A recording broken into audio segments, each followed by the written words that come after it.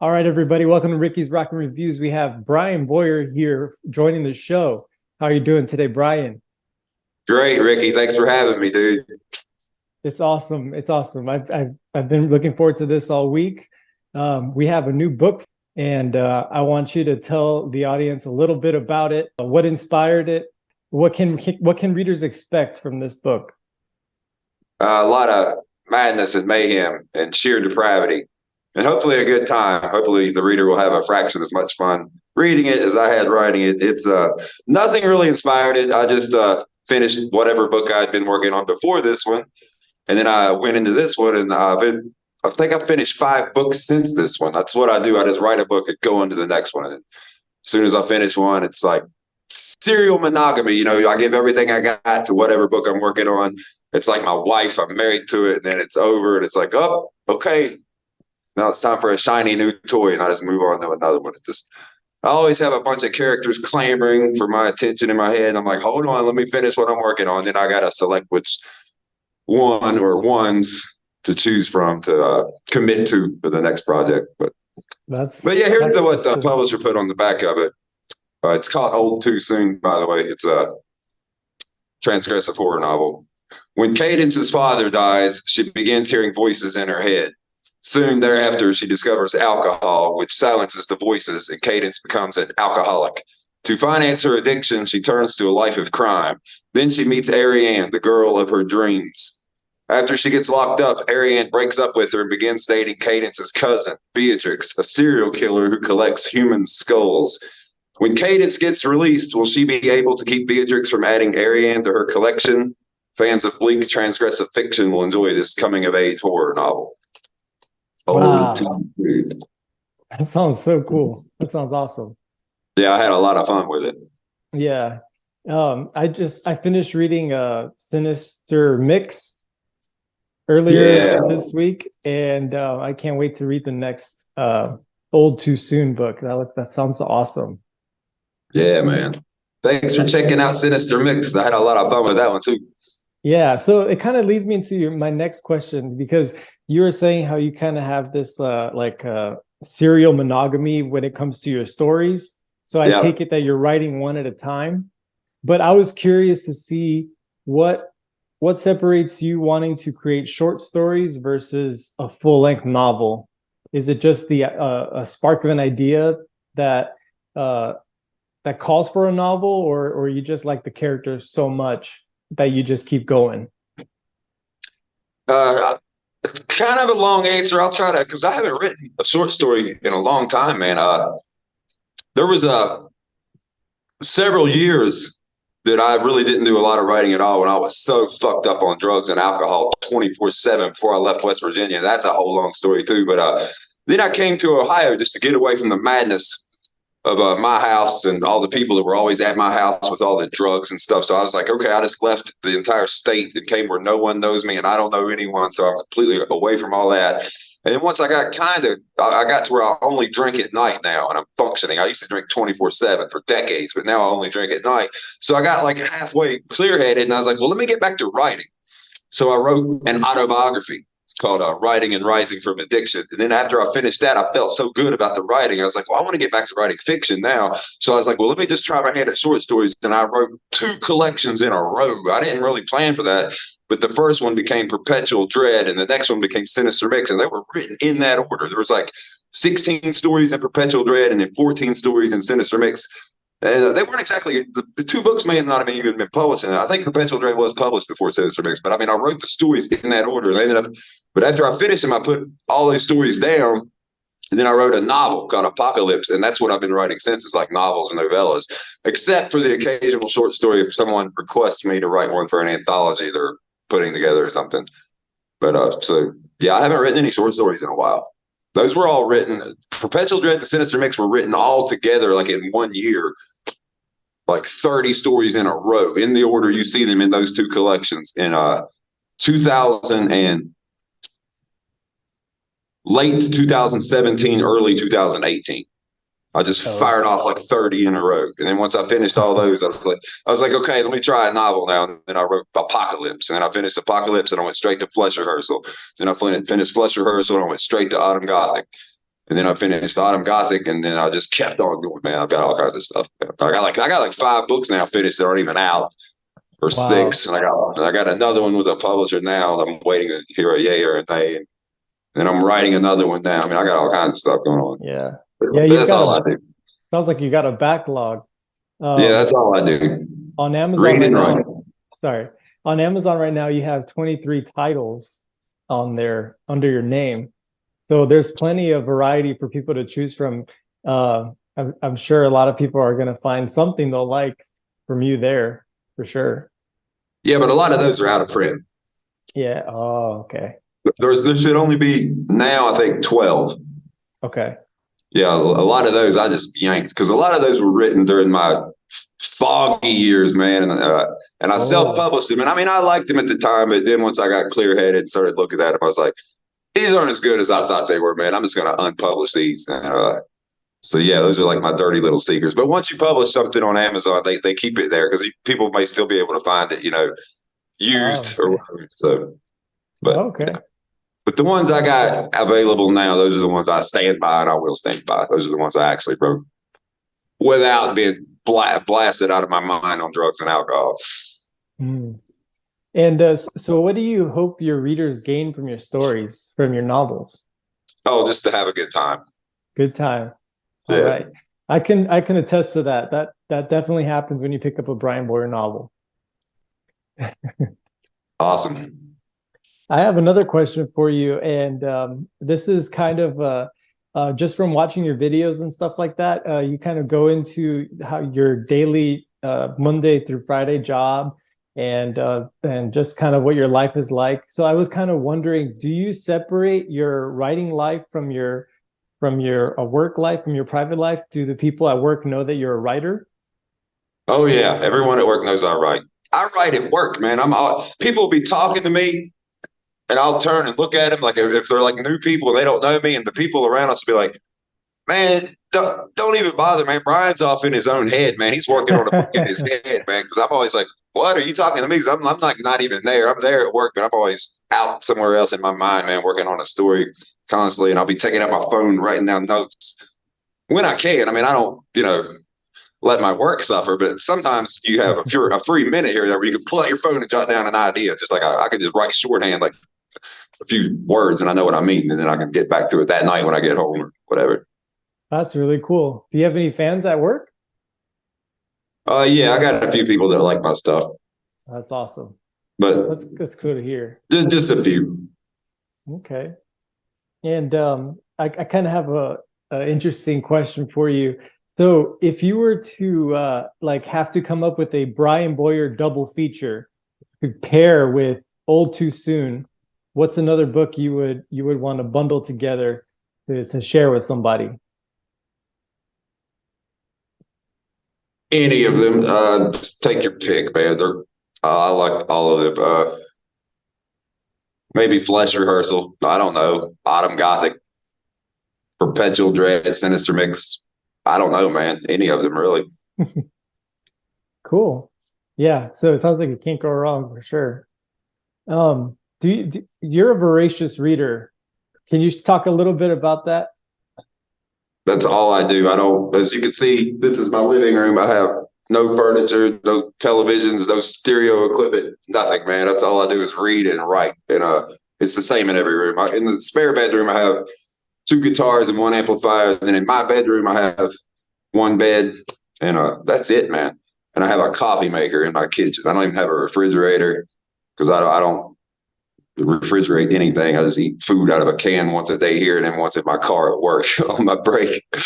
It this saves time. I don't do any cooking or anything. That's all I do is read and write, man. I wake up in the morning. I sleep 4 hours at night. I go to sleep at 4 a.m.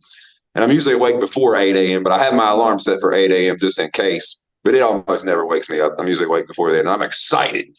I wake up, man, excited, and just turn on the coffee maker and just go right back into whatever story I'm working on. And when I fall asleep at night, I'm thinking about what I just finished writing and what I can't wait to get back to whatever I'm working on. So I'm having a lot of fun, man. I'm having more fun at 50 years of age than I've ever had in my life, man. So I just hope it keeps going on like this for a minute. That's really cool. And so So since you have that routine and that schedule, do you ever think about, or have you ever had any vacations? Uh, Not in a while, but I mean, I traveled so much throughout my life. I don't even really need to go anywhere. But then again, I may just up and leave at any time. So who knows? Yeah. I just work to pay my bills. I don't really need money. I have money in savings. I work so I don't tap into the money that I have in savings. But like, if something happened and I had to quit my job or I lost my job, I would be fine for a few years. I wouldn't even have to really worry about anything. But like I said, I just work. I need the structure anyway. It keeps me out of trouble because there were many years in my life I didn't work, didn't have to. So I made a lot Living of the money when I was dream. doing it. But So you mentioned your sleep schedule. I'm curious, have you ever had any dreams that inspired some of your work and your writing? a lot of my dreams end up in my fiction. Yeah, there's a there have been a few. Yeah, man. I used to have a lot more vivid dreams than I have now because I sleep less. I've noticed I've slept like an hour less a night each decade of my life, which is very bizarre. Here, I'll tell you a story, man. When I was like 4 or 5 years old, my mother's mother, my grandmother on her side, my grandfather had died like when I was like literally like a day or two old. So she remarried this man named Leland Cooper, and he was like 60 when I was like 4 or 5. And he had told me that he only slept 2 hours a night, I think it was, or maybe one. What I think it was 1 hour. I think he said he slept an hour a night. And I was like, that's not possible. And he was like, well, you'll see. He's like, you'll see when you get to be my age, if you get to be my age. But that was when I was a kid and I was sleeping 8 hours a night. And then but I never forgot that. And then I hit my teenage years in the 1980s and I was sleeping like 7 hours a night. And then when I turned 20, all throughout that decade, I noticed that I was sleeping 6 hours a night. And then I turned 30 in like 2003, and all throughout that decade, I was sleeping 5 hours a night. And then I turned 40 in 2013, and all throughout that decade, I was sleeping 4 hours a night. And then I turned 50 this year, and man, I rarely get the 4 hours, man. Like I told you, I go to bed at 4, and I'm up usually before 8. It's like 3.5 hours, man. It just keeps Wow, going down. And he was in his 60s, and it was 2 hours a night. That's what he said. He slept 2 hours a night. So if that continues, if I live for 10 more years, I'll turn 60. Well, I'll be down to 2 hours a night. that's You know what I'm crazy. saying? That's fucking bizarre, dude. But I just never forgot that. He's dead now. He died a long time ago, but they weren't even married very long. He died not long after they got married. So I didn't even get to know him, but I never forgot him telling me that. So it sounds like you'd be running on like just pure creativeness, some canned food and cigarettes, And a coffee lot of too. caffeine and a lot of caffeine. I got Pepsi Max and coffee at all times, man. Before I even go to work, as soon as I wake up in the morning, I got the biggest coffee maker you could get at Walmart, the 12 cup coffee maker. And I make one of those every morning and I drink my 12th cup right as I'm headed out the door for work. So I drink 12 cups of coffee between 8 a.m. and like 2:20 p.m. And I also drink 2 or 3 of these Pepsi Maxes and Mountain Dew Zeros because I always wake up thirsty because I drink a fifth of liquor a night still too when I get home from work. I get off at 11:30 and I come home at midnight. Then I switch to whiskey, and people are like, "Oh my God, you drink a fifth?" Like my doctors, I got to go to my doctor every year for a physical, and they tell me what perfect health I am. My doctor told me this last time that I have the. He asked me, he was like, "Do you know who Lance Armstrong is?" And I was like, "Yeah," because he had to. They took an EKG before he came in to see me just for the routine. And then he came in, he was looking at my chart and he looked up at me. He's like 15 years younger than me. Healthy looking dude, man. And he's like, man, I got to hear this. And he put the stethoscope on my chest. He was like, do you know who Lance Armstrong is? I was like, of course I know who Lance Armstrong is. He's like, well, unless something's wrong, I'm going to run tests, but I don't think there is. He's like, you have the cardiovascular health of Lance Armstrong when he was winning Tour de France. And I was like, that doesn't surprise me. I said, I walk an hour a day and I haven't had more than 30 grams of fat in my body in a single day in over 30 fucking years, dude. He was like, damn, that's crazy. And he said, well, if you want to try to quit smoking, man, I'll prescribe you Chantix or Nicorette or, whatever, the patch, nicotine patches. I was like, man, I've been smoking for 40 years, man. I'm not going to quit. He's like, you've been smoking for 40 years. I said, actually 39. I said, I started in 1984 when I was 11. He was like, how do you remember dates like that? I was like, it's just this thing I got, man. I can remember this stuff.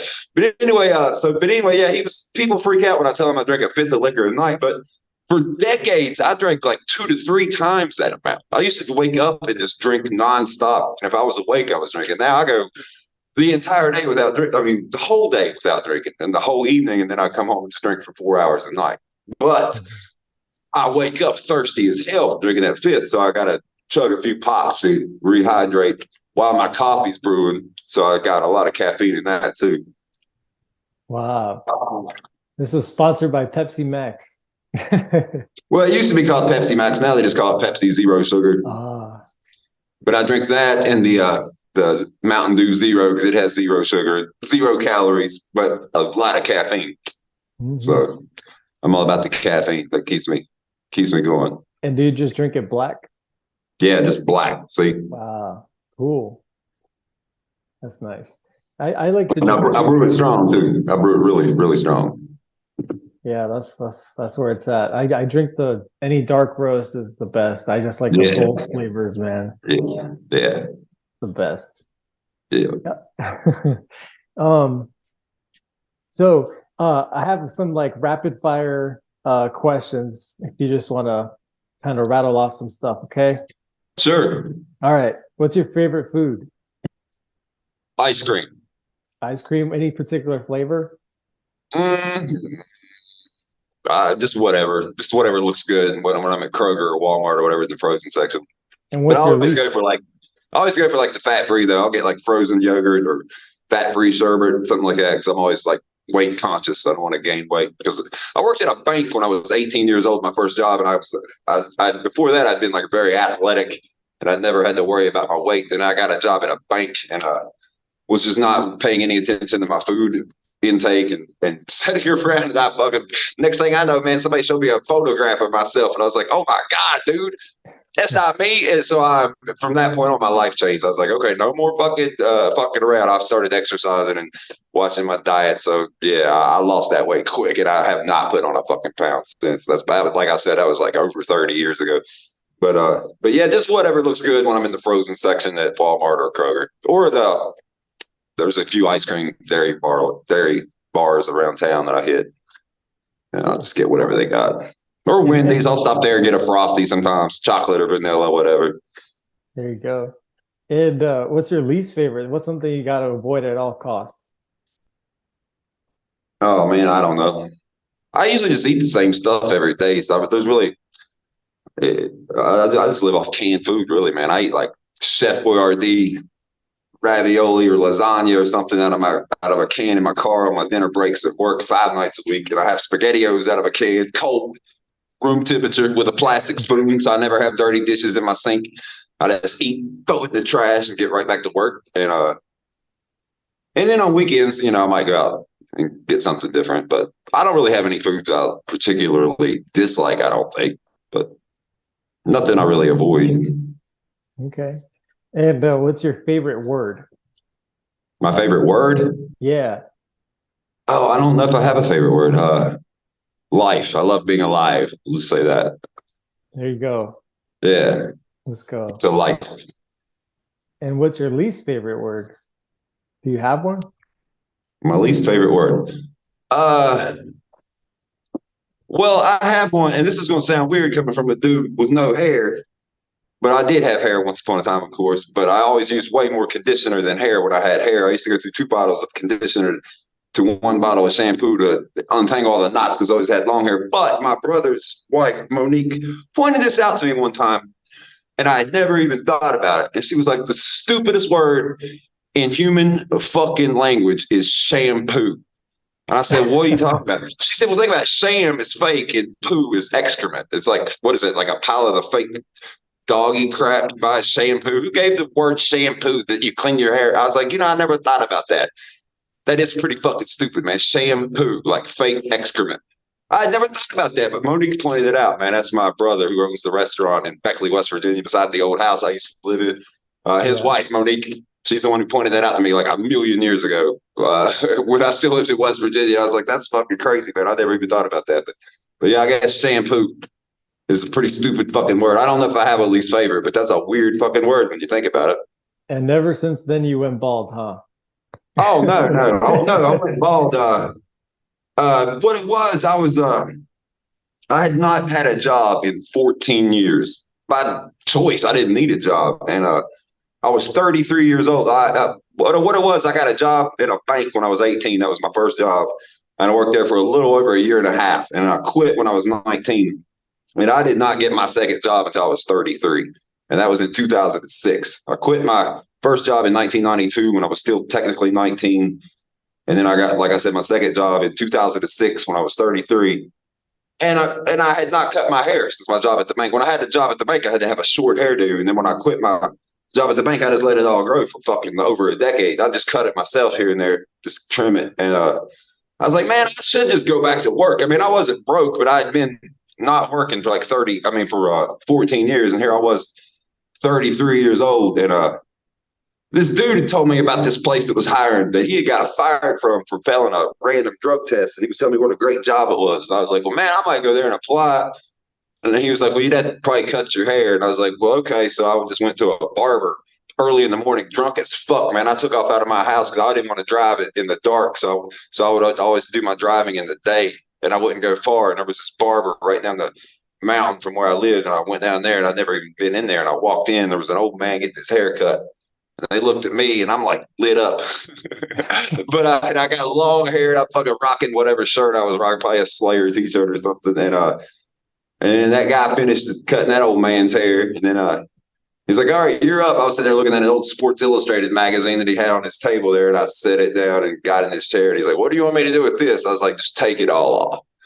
He said, what do you mean? He said, you mean like all of it? I said, take it all off, man. I said, I don't even want a short haircut. Let's just go all the way bald. He's like, you talking like military boot camp or something? I was like, yeah, that sounds good. And the old man that was going to leave, he stopped. He was like, I got to see this. And he sat down and watched that motherfucker cut my hair. So he cut my hair. Then he took the fucking shit. I was kind of nervous because I'd never seen myself bald. And then he was like, and we were sitting there looking at it in the mirror while he was doing it, doing all that and stuff. He was like, man, that actually looks pretty good on you. And I was like, yeah, I kind of like it, man. That ain't too bad. Because I was just like, if I don't like it, I'll just grow my hair back out. And then so that was cool. And then one of them was when we were finished, I paid him and tipped him like crazy because I'm a big tipper anyway, especially when I'm drunk. I'm very generous. And so then I went back to my house, and my brother's restaurant is right beside there. So I went back to the employees only door, and I had a hood on like that. And my brother had never seen me without hair, like ever, of course. And so I banged on the back door of the employees entrance because they hadn't even opened yet. My brother's restaurant doesn't open until like 11 a.m., but he's there at like 9 a.m. setting up the make table and turning on all the coolers and all that stuff. So of course, just getting ready for the day. And so I'm banging on the back door, and he opens it, and I fucking take that off and just look at him bald. So the first words out of his mouth, he went, bullet shaped. I went, is that what it is? He said, man, your head looks like a fucking bullet, dude. I like it, man. I was like, okay, cool. That's pretty metal. Yeah. Those are the first words he said, or the first word he said, I guess hyphenated, bullet shaped. I was like, cool. Yeah. That's cool. That's a cool nickname. So I don't know if that's true or not, but according to my brother, he thought my head looked bullet shaped. He had never seen me bald. First word out of his mouth, bullet shaped. That's awesome. Yeah. Let's see here. What I got here? Oh, yes. I got something I'm pretty curious about. So I've seen your previous videos on Stephen King. You're a fan of Stephen King, and he does this thing where he'll integrate characters from different novels and stuff like that. So there's kind of like a shared universe sometimes. Do you have that at all in any of your books? Do you kind of picture some of the characters living in the same world? Yes or no? Sometimes? Is it vague sometimes? There have been a couple of characters that have popped up in other works that I've done. Yeah, like when I was writing Flesh Rehearsal, these characters were talking about these vampires, and they mentioned them by name. And then a couple years later, wrote a vampire novel called Alive Undead, and those vampires were in that book. So I was like, wow, that's who they were talking about. And then you'll see an overlap there. Yeah, sometimes. And then I like Road Harvest and Road Narrows. Those are like Road Narrows is a sequel to Road Harvest. And then I have a third book finished called Grinding Roads. It'll be a trilogy. that'll be out probably next year. And Cool. so all those characters exist in that same universe. And yeah, sometimes it's rare, but it happens. Nice. Yeah, it always gives it a different just different a different level of integration and just gives it a layer of depth. So I think that's always really cool, especially for like people who have been following, your fans and stuff. They'll pick it up, and that's always fun. So yeah, I'm Yeah, I big like into that too as a comics. reader. Yeah, yes, I'm big in comics and stuff, and that happens all the time. Of course, they're always overlapping, and so I think that's something that's become more popular, with the Marvel movies and stuff like that. So very cool. All right. Is there anything else you wanted to let your fans know?